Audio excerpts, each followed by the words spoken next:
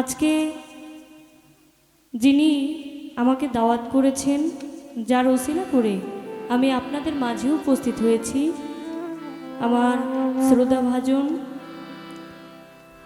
জজ মিয়া পীর সাহেব বাবাজির প্রতি ভক্তি রেখে এবং এইখানে বাবাজানের অনেক ভক্ত আশিকান বৃন্দ উপস্থিত, সকলের প্রতি ভক্তি রাখছি। এখানে উপস্থিত ছোট থেকে বড়, পর্দার আড়ের মা বোনেরা সহ যারা আমার কথা শুনতে পাচ্ছেন সকলের প্রতি ভক্তি শ্রদ্ধা জানাই, সকলকে জানাই সালাম।